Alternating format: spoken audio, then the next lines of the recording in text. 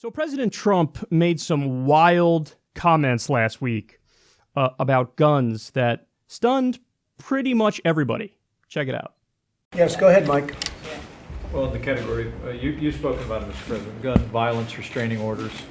They're called. California actually has a version of this. And I think in your meeting with governors earlier this week, individually and as a group, we spoke about states taking steps. But the focus is to literally give families and give local law enforcement additional tools if an individual is reported to be a potential danger to themselves or others.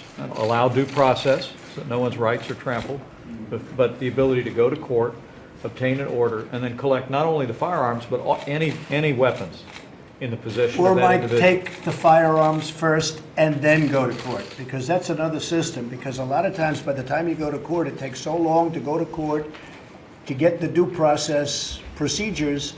I like taking the guns early, like in this crazy man's case that just took place in Florida. He had a lot of firearms. They saw everything. To go to court would have taken a long time. So you could do exactly what you're saying, but take the guns first, go through due process second. Okay, that's not on the table. That's not an option that's possible.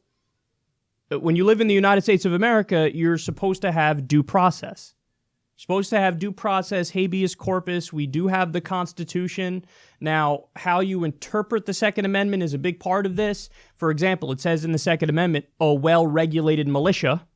So, you have a right to bear arms if you're in a well-regulated militia. Most people are of course, not in a well-regulated militia. So, of course, there are, certain types of gun reform that we can do. But here's something that the government can't do, and it would get slapped down in any court. It doesn't matter how conservative or liberal the court is. They would say, no, dude, you can't just go around and jack guns from people. So, and he literally said, okay, go there before you go through a process, go and take the guns. What? Even I'm against that. And I'm somebody I'm in favor of many of these gun reforms. I'm in favor of universal background checks. I'm in favor of banning high-capacity magazines. I'm in favor of treating guns more like their cars and having, a process and a test in place before you can get your gun. I'm in favor of waiting periods and all that stuff. I mean, we need to have a system that's more reasonable when it comes to guns, for sure. But he's talking about just, the government knocking on the door, fucking just jacking somebody's guns. No. Man, Donald Trump is just so untethered to reality and unmoored, and he has no principles. He has no principles. He has no ideology. He's totally empty. He's totally vapid. He's totally vacuous. And by the way, you want to know how long this lasted? Take a look at this. It lasted like a day or two. Trump pulls back support for universal gun background checks after meeting with the NRA. This is the same shit that happened with drug prices. Trump was on the campaign trail going on and on about, oh my God, drug prices. We need to lower drug prices. That's so clear. And we need to allow Medicare to negotiate for better drug prices. Then what happened? Bernie Sanders proposed a bill to do exactly that, and Trump was like, new phone, who dis? Oh shit, you wanted me to actually support it? No, I was just going to do bloviate on the campaign trail about it. Now, why did he change his mind? He had one meeting with lobbyists from Big Pharma, and he was like, yeah, okay, you guys are right. It's terrible to negotiate for better drug prices. What the fuck? So Trump was out there saying, let's take guns without any due process whatsoever. And then that changed a few days later to, not only do I not want to do that, I don't even want to have universal background checks. All it took was one slick-talking lobbyist from the NRA, and he convinced me that it's the right thing to do to not even have a universal background check, which, by the way, 97% of the American people want.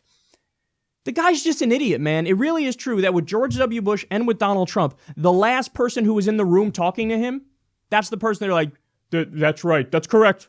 Obviously, this person nailed it, and we need to listen to this person. This person's totally right. Now, if you send somebody in here to say the opposite, I will agree with them immediately. But as of right now, I'm going to agree with this person because it was the last person who I spoke to. Come on. He's just so unserious. Take the guns with no due process. So he went from a super duper far left authoritarian left-wing position. He went from that to the furthest right-wing position, which is not even a universal background check, in a matter of days. He's so stupid, man. That's so stupid. It's unbelievable. You listen to it, it's unbelievable. I mean, it strikes me that he has a low IQ. I know it's fucked up. You're not supposed to say that, but that's what it looks like. It looks like he's just really not that bright. And a lot of you are going, duh, dipshit. Of course that's the case.